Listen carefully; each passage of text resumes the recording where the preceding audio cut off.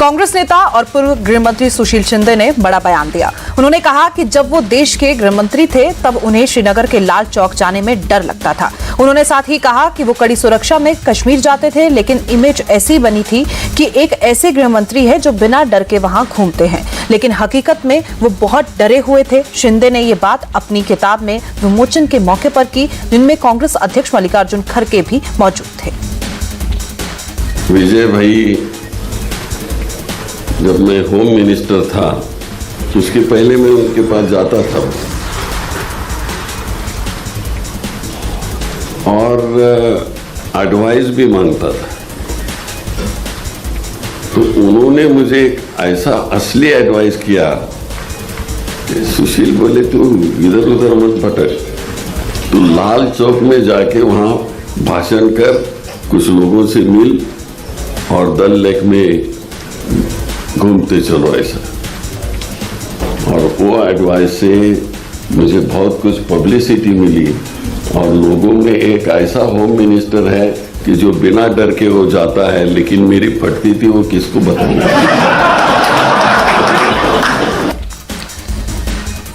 सुशील शिंदे के इस बयान पर बीजेपी नेता अनुराग ठाकुर ने पलटवार किया है। उन्होंने कहा कि कांग्रेस के समय में आतंकवाद, अलगाववाद और पत्थरबाजी का बोलबाला था। करीब 45,000 लोगों की जान गई थी। सोचिए, उनके गृह को भी कश्मीर जाने से डर लगता था। अब बीजेपी सरकार के दौरान शांति का माहौल है, कोई भी लाल चौक पर तिरंगे झंडे को फहरा सकता है। अनुराग ठाकुर ने कहा है कि कांग्रेस आफत लाती थी और हम राहत लाते हैं।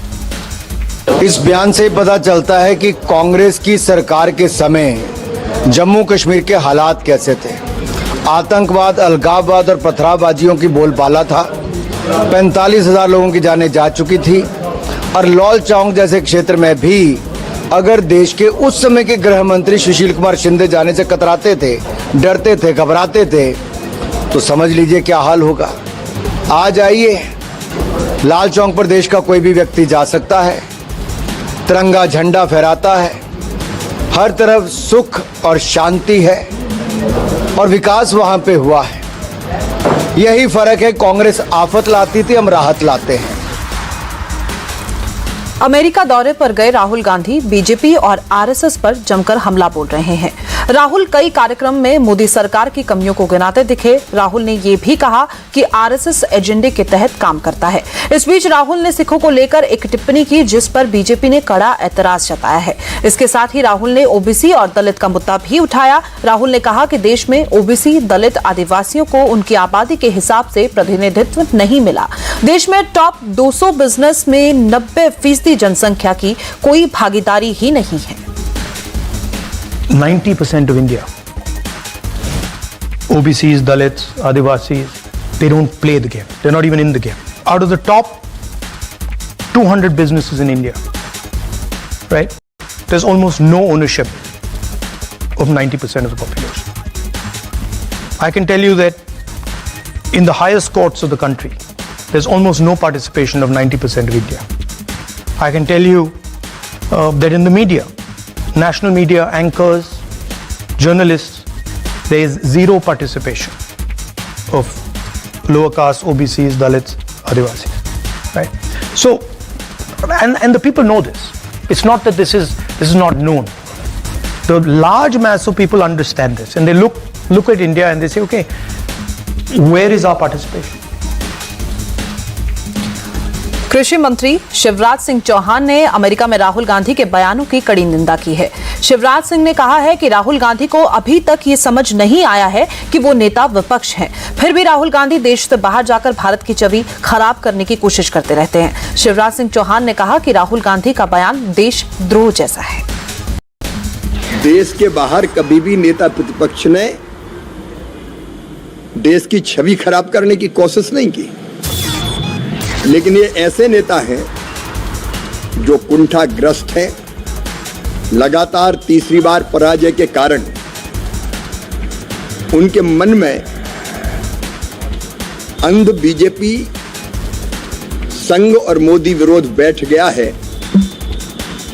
और वो विरोध करते करते देश के ही विरोध करने लगे। नॉमिनेशन फाइल करने के बाद नायब सिंह सैनी ने कहा है कि लाडवा की जनता ने उन्हें बहुत प्यार दिया।